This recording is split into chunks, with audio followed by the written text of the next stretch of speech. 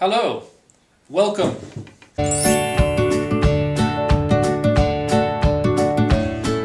My name is Nathan, and I'm going to be cooking for Meredith and for our friends this evening. And what I'm making is I'm going to make a stuffed roast pork loin. So Nathan, why this meal? Well, I suppose first and foremost, it's delicious. That's a good reason.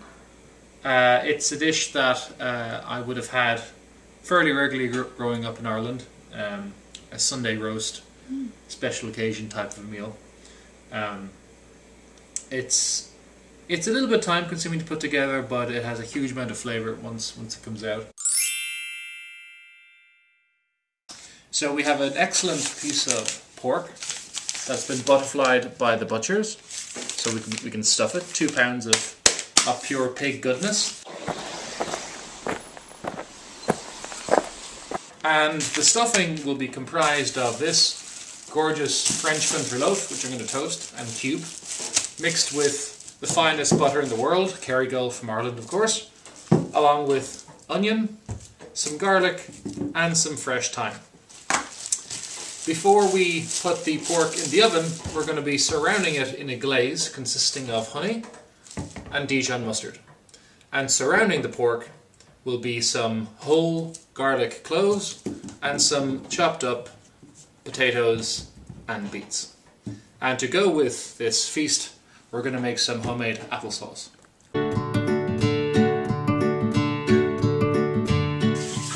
For the applesauce, we have a dozen Fuji apples, so we need to core and peel these, quarter them, and then we're going to mix that in with some caster sugar and water, and basically boil that down for about 30 to 40 minutes. Doesn't matter what type of apples it is? In my experience, all apples turn out pretty good. I wouldn't use apples that are too bitter, but then you can just overcompensate that with some sugar.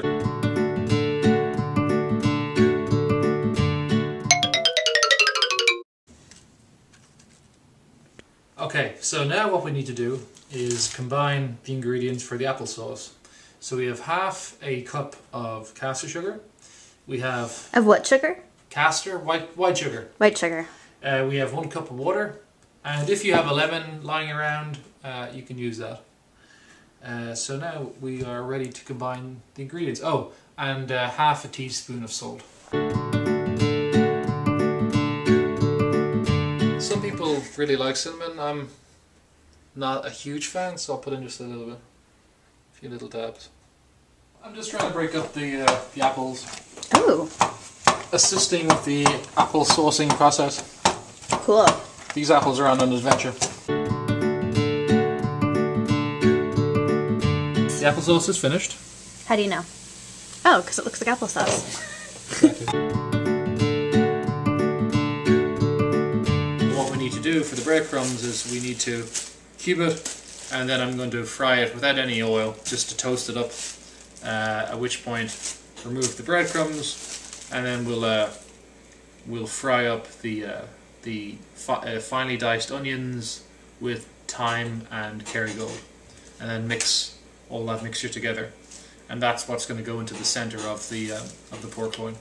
We took our loaf of French country bread, and so we just take chunks of the bread and we break it up into little bites, smaller than bite-sized squares.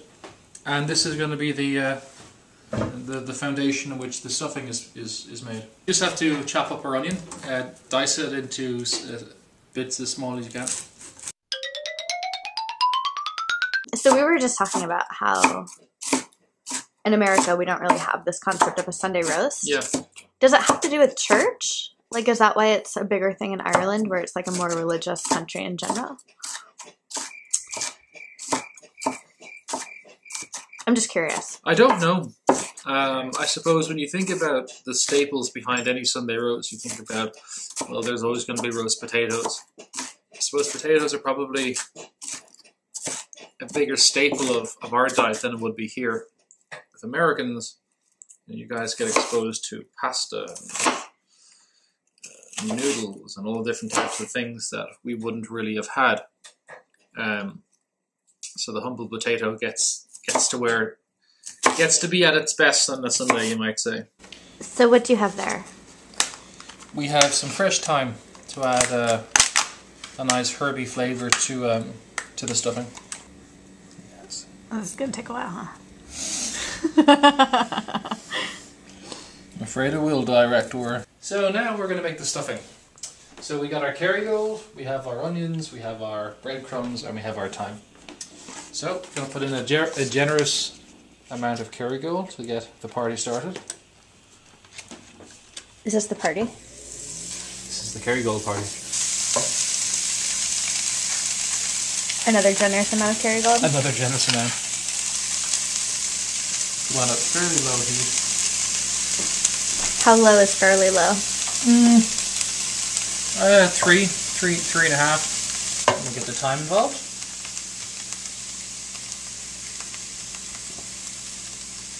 Which I painstakingly cut up. Butter. I'm in love with my butter. I make love with my butter every day. Spread my wings, then I fly away with butter. I'm in love with the butter. So we want the onions to get a bit translucent, at which point we'll go and add the bread in. How long does it usually take for them to get translucent? Probably from this point, well, total from putting them in the pan, 5 minutes. So now we're adding the breadcrumbs. Yep. And you'll never guess what I'm going to add on top of the breadcrumbs. Butter. More butter. You beautiful big thing, you. Jeez. Oh yeah. Like I said, the healthier option would be to not do this at all. Yeah. And how long do you keep it on for? Until the breadcrumbs start to crisp up. You're opening the package. Butterflied. What does that mean exactly? It means it's been opened up. So when in the butcher shop, it was just one solid piece like that. Yep. But they opened it up like this. So you requested that? Yes, I did. It's called butterfly. And how much meat is this? 2 pounds. And the reason we requested it is because what we want to do is once we have the stuffing ready, we're going to line it up here and then close it up. Don't be worried about over seasoning. So you can't really over season it? This boy can handle a lot of flavour. Oh. Little Miss Piggy here. I tend to have a pretty heavy hand with the pepper mill. So you flip it over.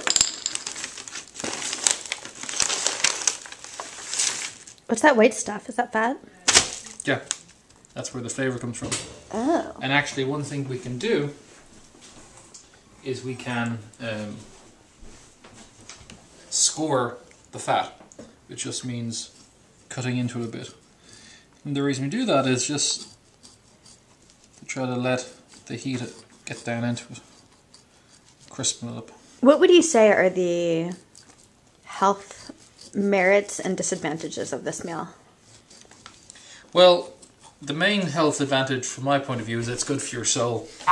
What we're doing here is we're going to roast the garlic cloves along with the potatoes and beets, and it makes a wonderful, almost liquid, sweet end result when you roast garlic. It takes away all the harshness and it just leaves behind a really, really rich flavour. Personally, I like to leave the skin on. It means they can take as much heat as the potatoes.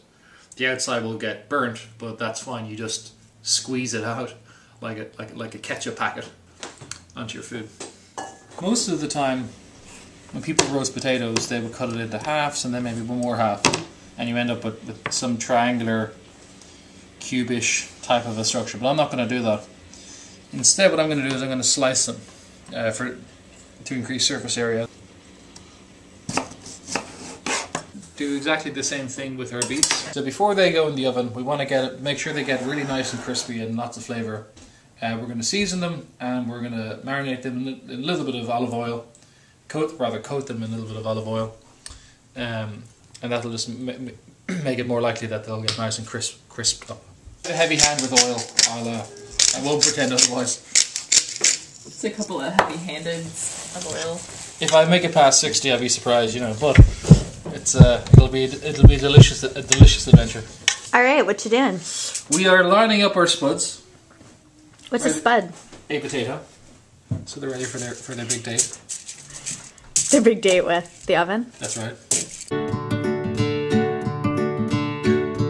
Before we put in this beautiful hunk of pig into the oven, after we stuff it, what we're going to do is we're going to glaze the outside with our homemade glaze. And that glaze is going to consist of equal parts honey and this lovely Dijon mustard.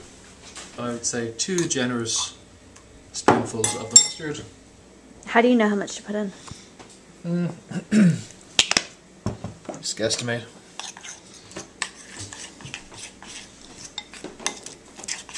And now we're going to stuff it.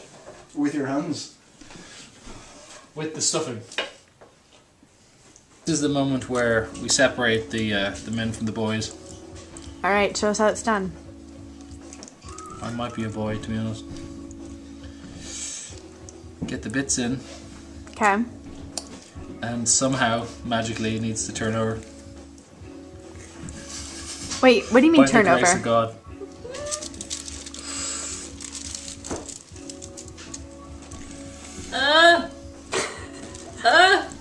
Come on, baby. Wow, it's making noise. Oh wait, that's Kate. Come on, baby.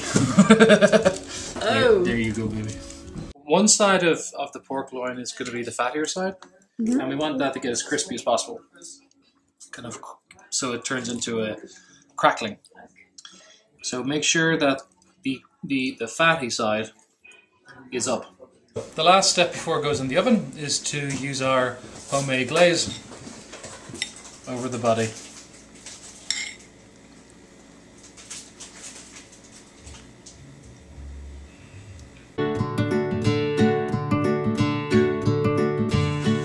We give thanks to the fire.